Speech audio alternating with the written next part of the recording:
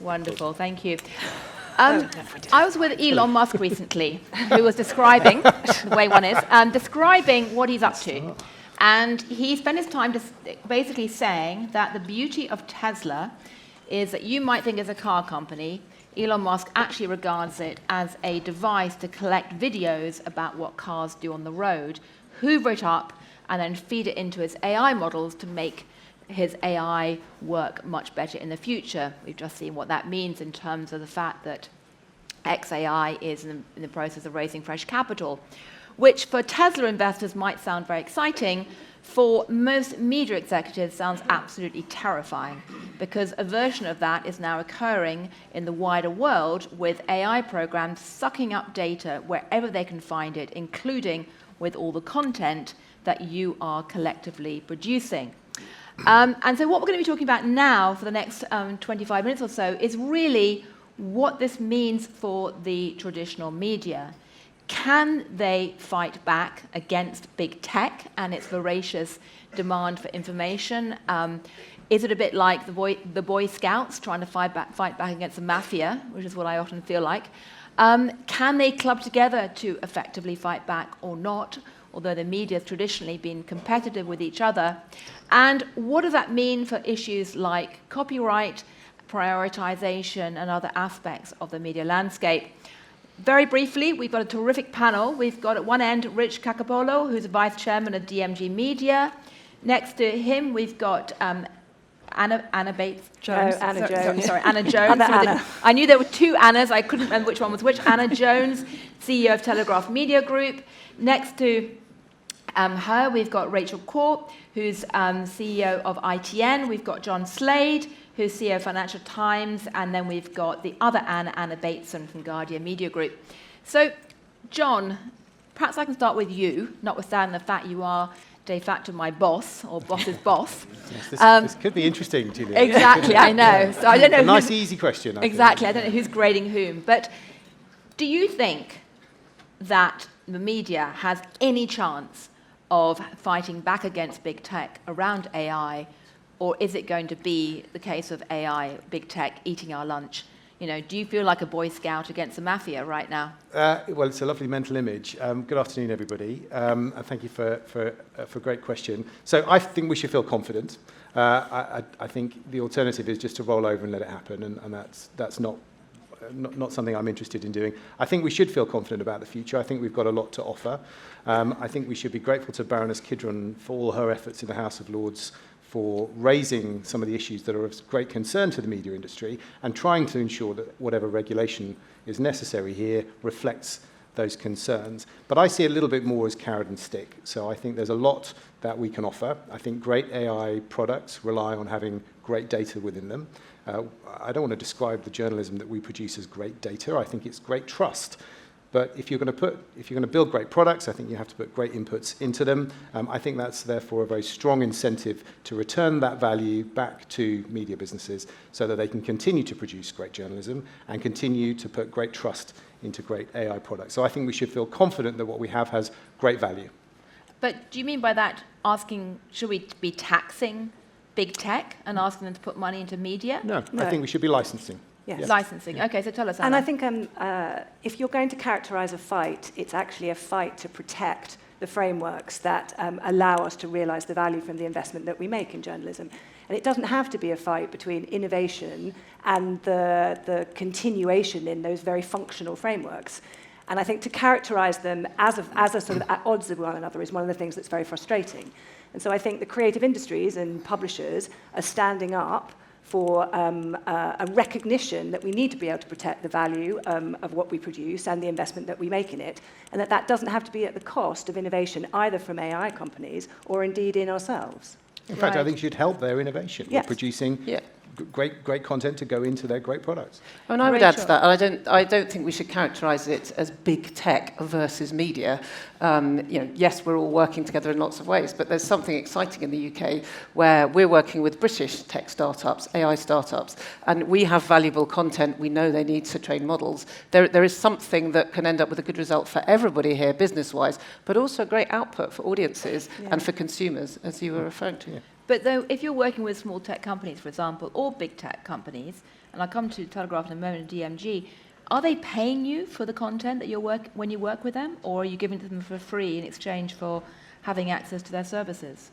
No, there are many cases where they're paying us, and I think that's a very important establishment of, again, it comes back to an establishment of the value of what it is that we have and that we continue to produce, and a recognition that if you're going to continue to produce it, and by the way, just to build on what Lisa and Andy were saying, our capacity to continue to invest in journalism and indeed content is not only incredibly important for economic growth and for the value that we produce, it's also incredibly important for society, and I think the recognition of that is one of the things that we are looking for.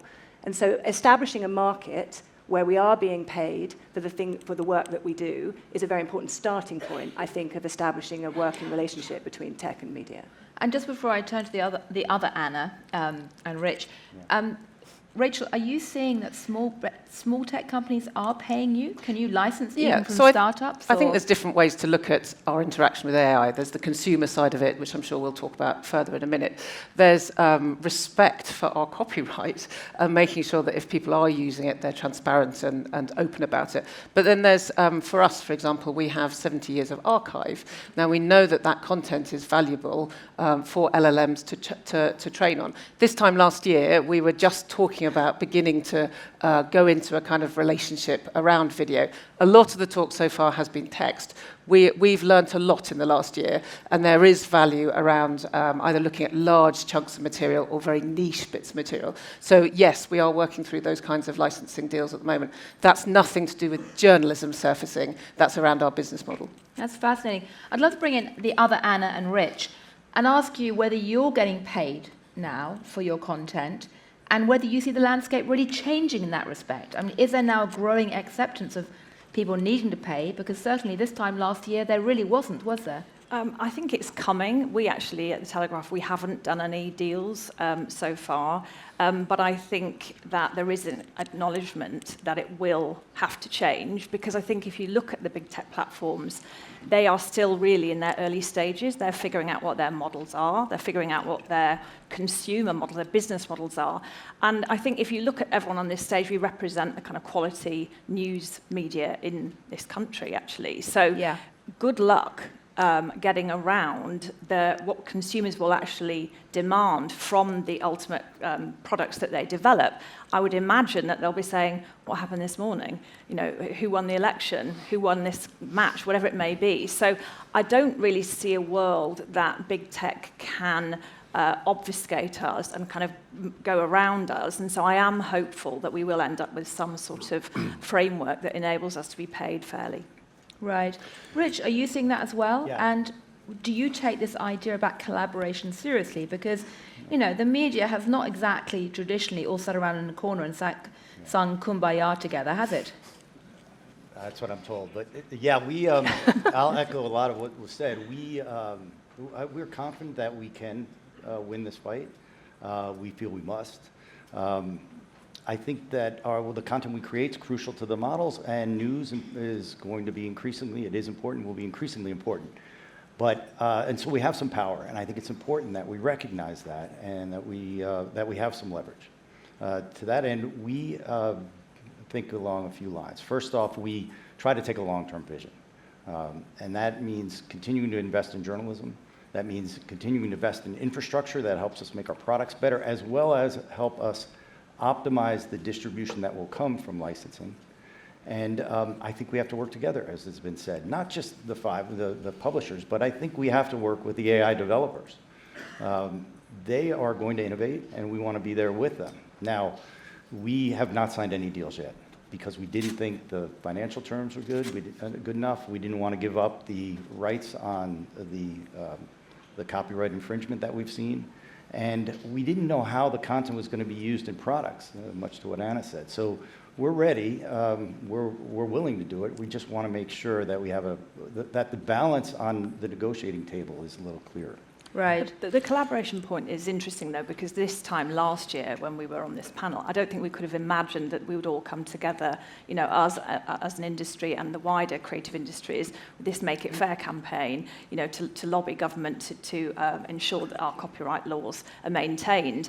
That's quite something, actually, I think, for Absolutely. a number of publishers and beyond, you know, just news publishers to come together. So I think, you know, I would hope that that collaborative effort continues and becomes broader and is something which perhaps we can start to think around collaborating on our own technology and thinking about how that we might want to interact with some of the big tech players. I mean, it is certainly striking because, you know, many of those big companies are skilled at picking off the players one by one, aren't they? I mean, how do you manage to keep that collaborative spirit, looking at John or the other Anna? I think there is pretty universal recognition that many of the problems that we're facing or the challenges that are ahead are things that we share rather than that we compete over. Indeed. And that it's perfectly possible for us to be distinctive and true to our individual purposes and our brands, and at the same time, where it's appropriate and actually kind of advantageous, to come together and collaborate. And I think that that's true in the UK. It's also true actually kind of globally. It's particularly true across Europe.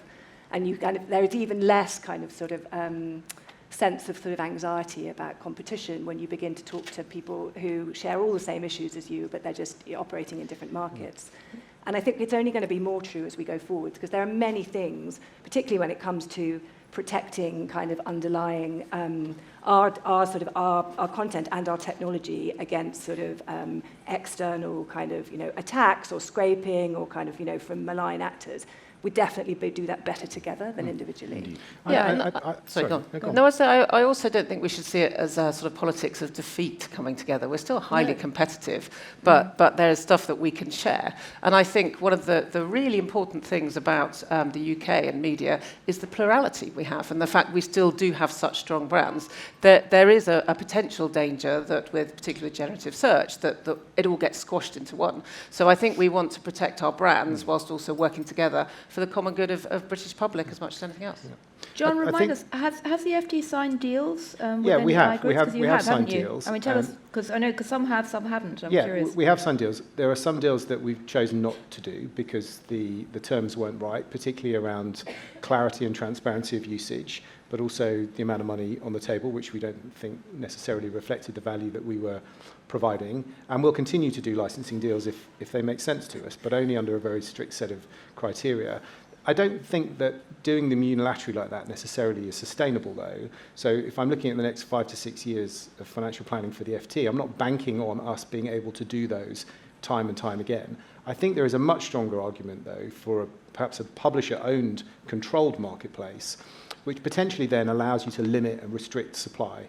And I think that gives price advantage back to publishers. It would put certain controls around usage. And I think to Anna's point, a sort of I heard someone describe it as a kind of NATO for news, a controlled sense of NATO defense. for news, I love that, yes. A controlled sense of defense, because we need to be sharing intelligence about what bots have what purposes and what scrapers have what purposes. And at the moment, we're all spending an enormous amount of money each, incremental to last year's budget, in just trying to hold stuff back. So there's a good argument for a lot more collaboration around all aspects, I think, when it comes to licensing. And that puts much more power and control back to the publisher. I'm curious. I mean, Rich, would you sign up to a NATO for news? Well, look, we're looking for a catalyst that gets us going, right? I think right now we're in this waiting period during which the content continues to be taken. And so what are the catalysts? You could say the legal cases, but they take a long time. You could say it's going to be some sort of government regulation. That takes a while, and that's very unpredictable.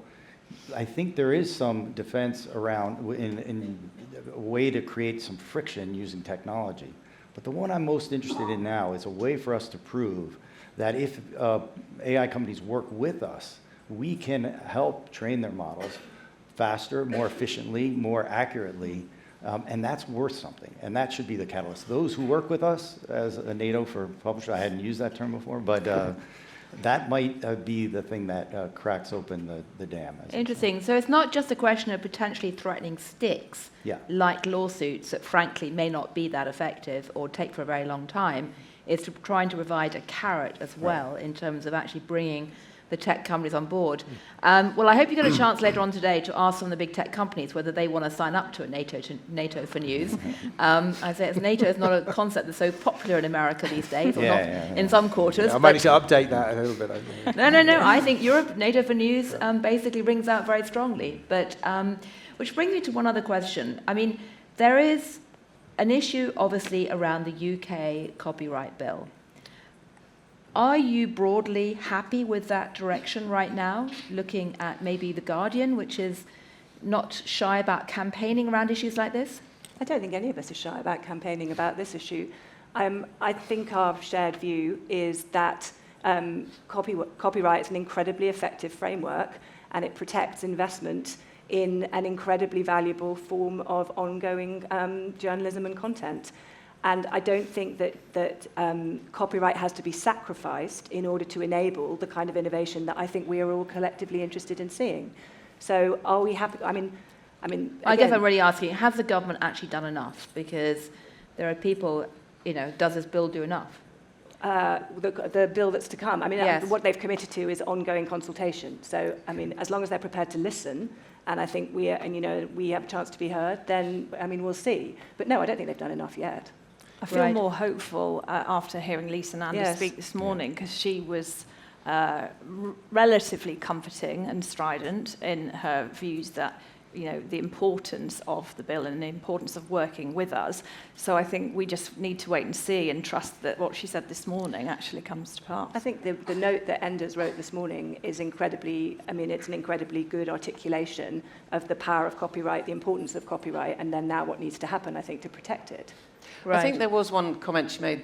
Obviously, they had lots of round tables. I know this is like a late-night TV show, discussing the previous minister. So, yeah. I feel like we're eating ourselves here slightly. But no, she did imply that lots of differences at the table. And going back to our collaboration point and certainly talking to the rest of the creative industries, I think we're quite clear. We have really robust copyright laws here. And we shouldn't overcomplicate it by thinking everybody is thinking differently. People should opt in, not opt out. It's straightforward. Yeah. Right. John and Rich, would you agree? 100%. Yeah, I think it's not too much to ask that there's transparency about whether you're using something that we've invested in to produce, and that we have the right to opt in to that if we choose, not be forced to opt out. I think it's really clear, I think it's really logical, and I think the amendments that are being put in at the Lords are the right amendments. And so to answer your question very directly, no, I don't think the government yet has done enough. Right. I mean, to what degree do you fear that in the course of all the trade negotiations between the UK and the US and the ability of the Trump administration to wrap up everything under the sun into one gigantic negotiation, that there is a risk that Washington will try and defend the big tech companies' interests, and that the British government may end up being bullied into giving up more than it wanted to on this front? Are you concerned about this? Because I certainly am when I look at what the direction of travel is. I think it's a huge risk, and I think we should be concerned about it. But I think if you think about the numbers and you think about the creative industries overall being worth 129 billion to UK PLC, it would have to be quite something for the government to sort of turn its back on an existing framework for the sake of very, very loud lobbying for something which may come. We are at the foothills with AI, and so we don't yet know what that will look like, and it's important that we do innovate, and it's hugely crucial for the UK PLC to get behind it. I think we all agree with that, but not at the expense of the existing players and the existing media like ourselves. And I think that is the core point, that to challenge the idea that innovation and investment in AI requires a compromise of the existing copyright framework. Right. I think that that's the thing that needs to be explored, because innovation can still occur. It can occur in partnership with it while still respecting the value that's being created. Right.